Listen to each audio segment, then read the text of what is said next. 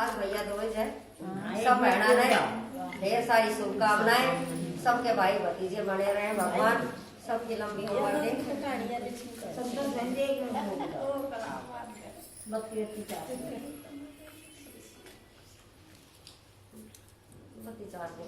बस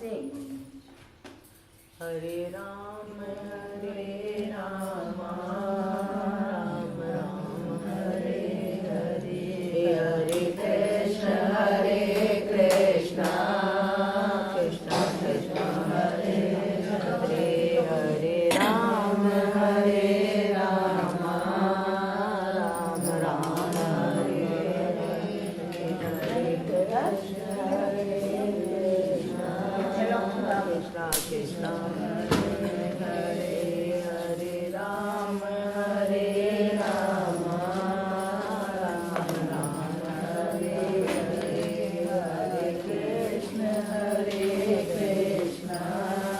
कृष्ण कृष्ण हरे हरे, हरे राम वृंदावन बिहारी लाल की जय, वाली की जय, बोल कार्तिकेय ठाकुर जी की जय। भैया दूज को त्योहार आधे कार्तिक दूज को मनाया जाता है।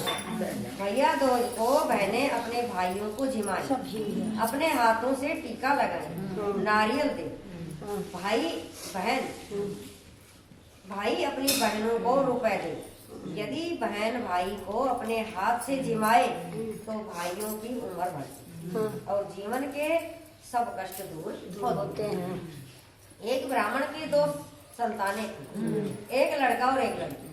लड़की बड़ी सुशील थी, वह अपने भाई को कभी नाराज होकर बुरा भला नहीं कहती।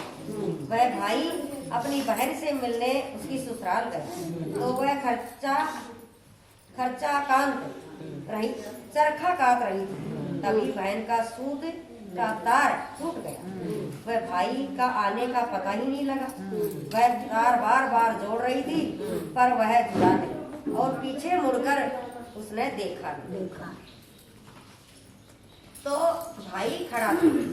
वह भाई से गले मिलकर अपने भाई के आदर सत्कार के लिए पड़ोसन से पूछने गई। उसने तेल का चौका लगाकर घी में चावल पका लिया, परंतु चौका सूखा नहीं और चावल पके नहीं। एक दूसरी सहेली से पूछने पर गोबर का चौका लगाया, दूध तथा पानी में चावल डालकर खीर बनाई और भाई को खिलाई। दूसरे दिन भाई के रास्ते के लिए वह चक्की में आटा पीसने लगी। आटे के साथ चक्की में सांप भी पिस गया और उसे पता नहीं चला। उसे उस आटे के लड्डू बना दिए और कपड़े में बांध कर दे दिया। जब वह चला गया तो उसे सांप पीसने का पता चला। भाई की प्यारी बहन अपने बच्चों को पालने में ही सोता छोड़कर भाई की राह पर चल दी। बहुत दूर जाने पर उसे उसका भाई एक पेड़ की छाया में सोता हुआ मिला और पास में पोटली रखी देखी। भाई ने अब तक कुछ नहीं खाया था। उसने सारे लड्डू फेंक दिए और भाई के साथ घर चली गई। रास्ते में उसने भारी भारी शिलाएं उतरी देखी। एक राहगीर से जब उसने उन शिलाओं के बारे में पूछा तो उसने बताया कि जो बहन अपने भाई से कभी नाराज न होती हो, उसके भाई की शादी के समय ये उसकी छाती पर रखी जाए। थोड़ी दूर जाने पर उसे नाग तथा नागिन मिली। नाग बोला, जिसकी छाती पर ये सिलाई रखी जाएगी उसे हम खा लेंगे। उपाय पूछने पर नागिन ने बताया कि भाई के सब काम बहन करे तथा भाई भावच को कोस कर गालियां दे तभी भाई बच सकता है। वहीं से वह भाई को कोसने लगी, गालियां देती पिहर पहुंच गई। माँ बाप को बेटी का यह व्यवहार अच्छा नहीं लगा। बिहार की लगन पत्रिका आई तो वह भाई को गाली देती हुई स्वयं लगन चढ़ने लगी और वह घोड़ी पर बैठ गई।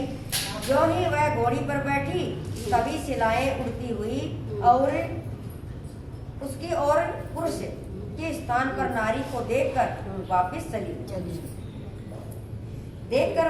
गई। ऐसा देखकर बारात के लोग उसे अपने साथ ले गए। फेरों का समय आया तो उसने भाई को पीछे धकेल दिया और गंदी गंदी गालियां देखकर घेरे खुद ले। वह सब काम स्वयं कर रही थी। वहां तक कि सुहागरात को भाभी के साथ सब सोने चली गई। समय आने पर नाग नागिन उसके भाई को काटने आई। वह तो जानती थी नाग नागिन को मारने की तैयारी पहले ही कर रखी थी। आते ही दोनों को मार कर जेब में रखकर 3 दिन तक सोई रही। सारे मेहमान विदा के समय उसने मेहमान विदा हो गए। तब उसकी माँ को याद आई कि उसे भी विदा करूं। विदा के समय उसने माँ की अपेक्षा कर गुस्से से बोली कि मैं इतनी नीच नहीं हूँ। उसने मरे हुए सांपों को दिखाकर बताया कि नाग नागिन भाई भाभी को डसने आए थे। मैंने अपनी जान पर खेलकर भाई के जीवन की रक्षा की। कि अपनी माँ ने बोली कि मैं ऐसी बुरी नहीं हूँ जो तू समझ रही है, मैं गाली दे रही हूँ। ये कारण है। इसी भाई के पीछे मैं अपने बच्चों को पालने में छोड़ आई। रोते चिल्लाते छोड़कर आई। मेरे भाई भाभी को किसी प्रकार का कष्ट नहीं। यह कहकर जब लौटने लगी तो माँ और भाई ने उसे रोका और आदर के साथ विदा किया। भैया दूज के दिन चित्रगुप्त की पूजा के साथ साथ दवार तथा कलमों की भी पूजा की जाती है। बोले भैया दूज की जय। सब बहनों को राम राम। सब भाई बहन के प्यार की जय।